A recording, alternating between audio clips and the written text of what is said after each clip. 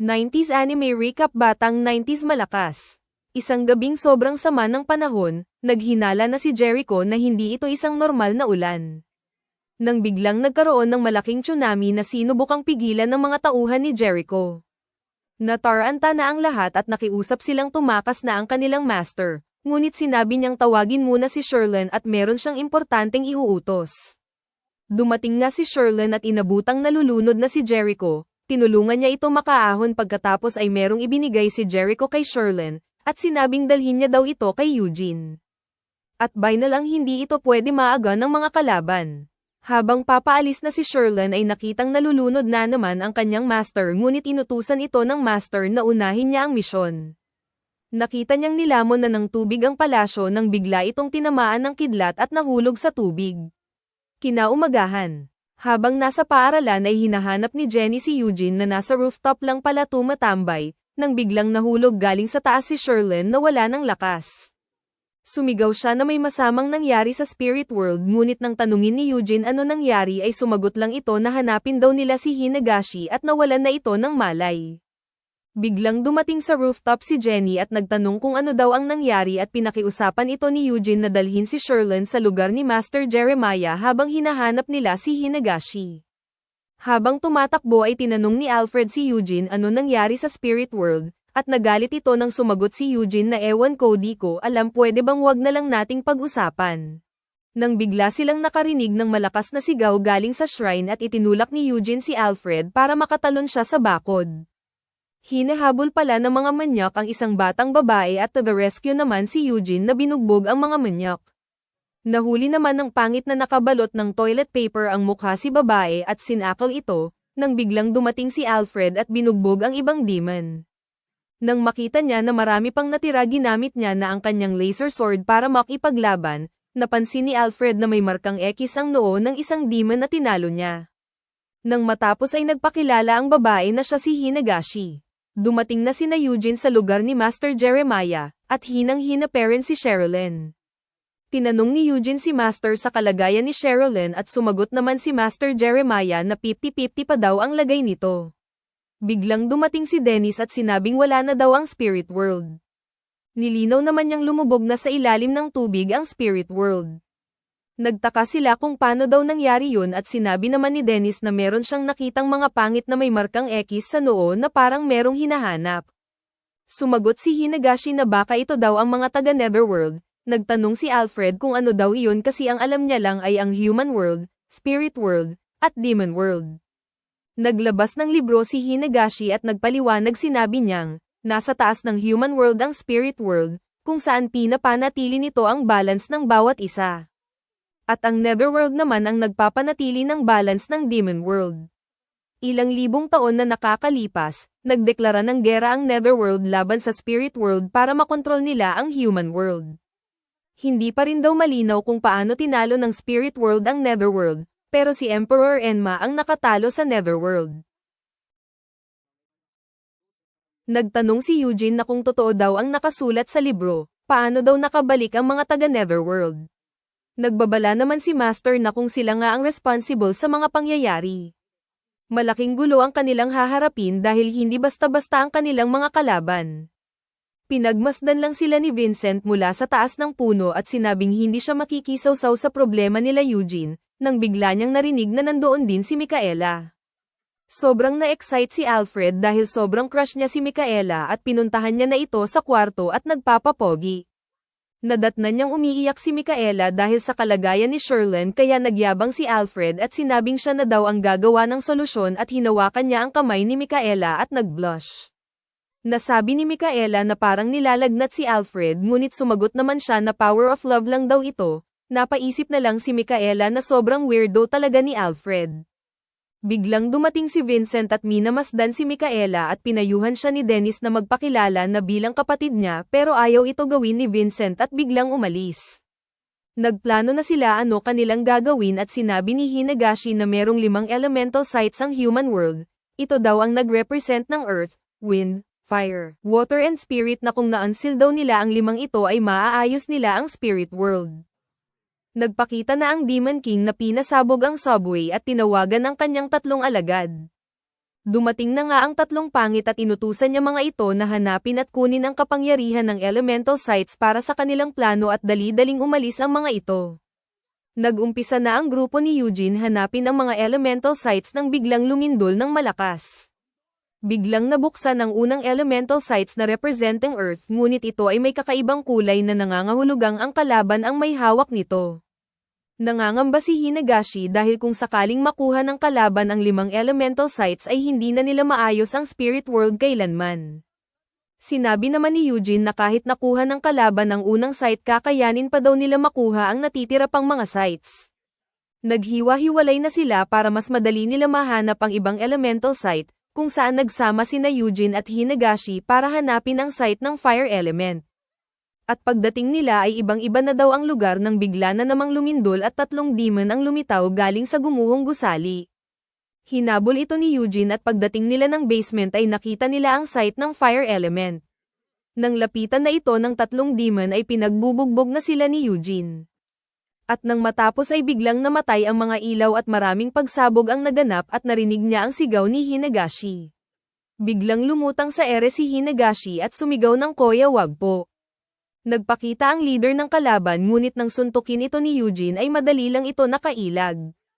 Sinipa niya si Eugene na tumilapon sa sasakyan at namangha ang leader kay Eugene dahil hindi daw makakasurvive ang normal na tao sa kanyang atake. Nagtanong si Eugene ano pangalan ng kanyang kalaban, nagpakilala naman ito na siya daw ang hari ng Netherworld na si Yakumo. Ginamit ni Eugene ang kanyang ray gun ngunit wala itong epekto sa kalaban. Nag-counter-attack naman ang kalaban kung saan naubos ang lakas ni Eugene. Binuksan na ng leader ang pangalawang elemental site at may malaking tornado pagkatapos ay biglang naglaho na parang bula ang kalaban. Hinahanap pa din ng leader ang tinatawag nilang Power Sphere, the source of energy, dahil ito daw ang susi para maisakatuparan ang kanilang plano na ma-resurrect ang Netherworld. Natagpuan na ni Alfred ang pangatlong elemental site, nang meron siyang napansing kakaiba sa tubig. Kaya tinitigan ko. Nilapitan ko at nakita niya ang kanyang refleksyon ngunit nagulat ito nang hindi ginaya ng refleksyon ang kanyang ginawa. Nagpakita ang isa sa mga demon god sa harapan ni Alfred at sinabing sisirain niya ang elemental site, kaya nagyabang si Alfred na ibigay daw ng demon god ang lahat ng kanyang makakaya. Ginamit na ni Alfred ang kanyang laser sword at nagulat siya nang biglang meron din laser sword ang kanyang kalaban. Sinabi naman ng Demon God na kaya niya gayahin lahat ng kapangyarihan ng kanyang kalaban kaya wala daw pag-asa na manalo si Alfred. Habang naglalaban ang dalawa ay natagpuan na ni Vincent ang isa pang elemental site gamit ang kanyang third eye, ngunit nang lapitan niya ito ay bigla siyang inatake ng dalawang kalaban. Naglaban sila sa gitna ng kalsada kung saan maraming sasakyan din ang nadamay. Inakala ng kalaban na tinamaan niya si Vincent ngunit isa lamang pala itong ilusyon kaya natalo ni Vincent ang dalawang pangit. Ngunit biglang nagpakita ang isang kalbo na meron ding third eye at inatake niya si Vincent at nahulog ito sa tubig. Sa sumunod na eksena pinakita si Dennis na binubuksan ang pang-apat na elemental site, nang biglang may nagpakita sa kanyang likuran ito pala ang dating partner ni Dennis na si Kuronuei. Laking gulat ni Dennis na buhay pa ang kanyang best friend, at ipinaalala ni Kuronuei ang kanilang nakaraan na dati silang mga magnanakaw. At iniwan daw siya sa ere ni Dennis na dating taong lobo at hinayaan na lang mamatay. Ipinakita ang flashback na habang tumatakas ang dalawa dala-dala ang kanilang ninakaw. Ay biglang naputol ang kwintas ni Kuronuei kaya binalikan niya ito, nang bigla siyang matusok ng mga kawayan na parang barbecue. Sinabihan niya si Dennis na isa daw itong traidor dahil siya daw ang pumutol sa kwintas ni Kuronuei para matrap na ito at mag-isa na lang na makatakas. Pilit tinatanggi ni Dennis na hindi daw ito ang tunay na nangyari ngunit patuloy pa rin sa pagpapakonsensya si Kuronuei, inatake na nito si Dennis at sinira niya na ang elemental site at saka umalis. Nagpatuloy naman ang laban ni na Alfred at ng demon na merong laser sword, nang biglang dumating sina Eugene nag-asto sanang tumulong. Pero pinigilan nito ni Hinagashi at sinabing ang kalaban ni Alfred ay ang demon god na si Mashari na may kakayahan na kopyahin ang abilidad ng kanyang kalaban. Kaya kung tutulong si Eugene ay magagaya lang din nito ang ray gun. Dehado na sa laban si Alfred dahil sobrang lakas ng kalaban pero gumamit ng surprise attack si Alfred kung saan nasaktan din ang demon god. Nagyabang pa si Alfred at sinabing meron pa daw siyang sandata na kayang tumalo sa kalaban at nilabas na lahat ni Alfred ang kanyang spirit energy kung saan ginaya lang din ito ng kalaban. Nagpalabas sila ng isang malakas na Hadouken at nang matapos ay natawa na lang si Alfred dahil ubos na rin daw ang kapangyarihan ni Mashari. At sinabi na wala pa daw nakakatalo sa kanya pagdating sa mano-mano. Ginamit niya ang kanyang kamaot ayon lumipad ang kalaban pero bagsak din si Alfred sa sobrang pagod. Lalapitan na sana nila ang huling sight nang biglang may umatake galing sa likuran, buti na lang nakailag sina Hinagashi at nang gamitin ni Vincent ang kanyang third eye. Nakita niyang ang leader ng kalaban ang gumawa nito kaya nabuksan na ang 5 sight at tumilapon sina Eugene sa sobrang lakas ng pagsabog. Kinaumagahan ay nagmasid si Vincent sa paligid, at pagbalik niya sa kwarto ay sinabi niya na mag-isa na lang daw siyang gagalaw kung walang planong gawin ang grupo. Sa lugar naman ni Master Jeremiah ay dumating na ang leader at ang kalbo para hanapin ang power sphere, mataas pa rin ang lagnat ni Sherlyn at naramdaman na ni Master ang presensya ng mga kalaban. Kaya lumabas na ito at inatake nito ang kalaban at napansin niya na malalakas talaga ang mga ito. Nasanggapan ni Master ang unang atake ng kalaban ngunit hindi niya nakinaya at tumilapon na siya sa pangalawang atake. Sinubukan pa ni Micaela na pigilan ang mga kalaban. Ngunit tumilapon din ito nang gamitin ni Kalbo ang kanyang third eye, dumating na sina Eugene sa temple at sinabihan niya si Jenny na mag-aantay na lang sa baba. Pinalutang na ng leader si Sherlyn sa ere nang magpakita si Eugene, nakarating na din si Jenny sa taas at biglang umatake ang leader, kaya ayon bagsak ang lola mo tigas kasi ng ulo. Sinuntok ng leader si Eugene at tumilapon siya sa bahay at nadukot na nila si Sherlyn kaya naglaho na lang sila bigla. Dumating na din ang iba pa at nakita nila ang kalagayan ng mga babae. Kung saan nang gagalaiti na rin sa galit sina Alfred at Vincent, sa kabilang banda ay sobrang depressed na si Eugene dahil hindi niya naipagtanggol ang mga kaibigan lalo na ang mahal niyang si Jenny. Nag-aalala na ang lahat dahil plano ng kalaban na buhayin ang Netherworld gamit ang human world. At ang power sphere na ibinigay ni Jericho kay Sherlyn ang pinakasusi para maisakatuparan ang mga plano ng kalaban. Sobrang nagalit si Eugene dahil di niya nasagip si Sherlyn na buwis buhay ang ginawa para lang maitago ang power sphere sa loob ng kanyang katawan. Sa sobrang galit nito ay bigla na lang ito nag-charge na parang Super Saiyan. Naghanda na ang lahat para sa gagawin nilang counter-attack. Nagtungo na sila sa lugar ng kalaban at bago makarating sa lugar ay hinarang na sila ni Kuronoue. Kaya sinabi ni Dennis na siya na daw bahala at nagtago na si Kuronoue sa makapal na usok na sinundan naman ni Dennis gamit ang elevator. Nag-umpisa na maglaban ang dalawa. Ngunit parang sirang plaka si Kuronoue na pinapakonsensya pa din si Dennis tungkol sa nakaraan na isa daw itong traidor. Ginamit ni Dennis ang kanyang rose whip para depensahan ang sarili. Nang may naririnig sila Eugene na isang nakakakilabot na tunog, sinira ito ni Vincent at biglang nawala ang tunog. Sinabi niya na ito daw ang gumagawa ng evil hallucinations. Patuloy pa rin ang pakikipaglaban ni Dennis sa kanyang nakaraan at pinagsisihan pa rin ni Dennis na hindi niya natulungan ang kaibigan. Ngunit nang itapon nito ang kwintas ay doon niya napagtanto na ilusyon lamang pala ang lahat, kaya bigla itong nagdasal na sana gabayan siya ng tunay na Kuronoue. At tinuhog niya ang kalaban na parang barbecue kahit nakatalikod. Ipinakita na ng kalaban ang tunay na anyo na isa pala sa 3 demon god at nagtanong na paano daw nalusutan ni Dennis ang kanyang hallucination tactic. Sinabi naman ni Dennis na ang tunay na Kuronoue ay palaging hawak ang kwintas at di ito basta-basta tinatapon. At hindi daw ito kailanman umatake galing sa likod kaya nag-super saiyan na si Dennis at nagpalabas ng maraming kawayan na tumapos sa kalaban at sumabog na ito. Namangha naman si Vincent sa nakita. Dahil kahit daw ang kalmadong si Dennis ay marunong din palang magalit, nagsisisi pa rin si Dennis dahil hindi niya nailigtas ang kaibigan sa kapahamakan. At sinabi naman ni Vincent na walang sino man ang hindi nagdadala ng peklat sa kanyang puso na kung meron man ito ay isang ligaw na kaluluwa. Nagpatuloy na sila sa kanilang pagpunta sa lider ng kalaban kung saan tatawid na sana sila sa tulay, nang bigla itong pasabugin ni Kalbo at sa sobrang galit ay lalabanan na sana ito ni Alfred. Subalit pinigilan ito ni Vincent at sinabing wala siyang pag-asa manalo dahil ubos na ang kanyang espiritual na lakas, kaya si Vincent na ang umatake sa kalbo. Sinabi ni Hinagashi na ang kalbo ay isa sa 3 demon gods na si Reiko at kaya daw nito palabasin ang natatagong kasamaan ng kalaban nito, ibig sabihin magiging masama na rin daw si Vincent. Naglaban na ang dalawa at kaya makipagsabayan ni Vincent sa isang demon god, ginamit ni Kalbo ang kanyang secret technique na Gumo Gokyo Banji Tao na naging dahilan nagpagpapalitan yun ni Vincent. Tinutubuan siya ng maraming mata sa katawan at naging green ang kanyang balat, inutusan ito ni Kalbo na atakihin ang kanyang mga kaibigan kaya ginamit ni Vincent ang kanyang Black Dragon technique. At napasigaw na lang si Alfred na inilabas na daw ni Vincent ang tunay nitong kulay, nang biglang bumalik sa normal na kulay si Vincent at kinontrol ang Black Dragon pabalik para atakihin si Kalbo.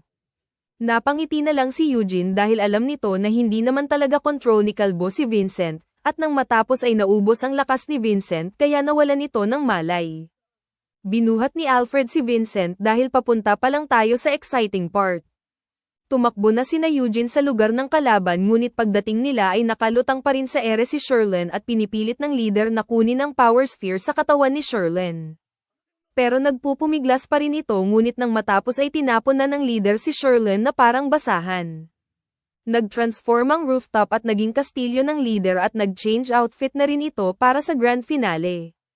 Pagdating nila Alfred nakita nila na sobrang mismatch dahil sobrang lakas ng kalaban pero lumalaban pa rin si Eugene. Ginamit na ni Eugene ang ray gun ngunit naghahanap pa siya ng tamang tiyempo para matamaan niya ang kalaban at nang tin-iron niya na ito harap-harapan ayon, si Eugene ang bumagsak. Nagpakawala ng malakas na power ang kalaban kung saan sinalo lang ito ni Alfred para protektahan si Eugene, lumapit ang kalaban at si Alfred naman ang napagdiskitahan. Pinagtawanan na lang ng leader ang power of friendship ng dalawa kaya inilabas ng kalaban ang power sphere para kumpletuhin ang kanyang balak na gawing netherworld ang human world. Nang biglang dumating si Hinagashi para agawin ang power sphere at dumating na rin sina Dennis at Vincent para tumulong pero sobrang lakas pa rin ng kalaban na wala pa rin silang binatbat. Sinubukan gamitin ni Vincent ang kanyang Black Dragon technique pero pinigilan ito ni Dennis dahil baka ikamatay niya daw ito. Tumilapon ang power sphere at nilapitan ito ni Eugene para gamitin pero nagyabang ang kalaban at sinabing siya lang ang may kakayahan na kontrolin ang power sphere.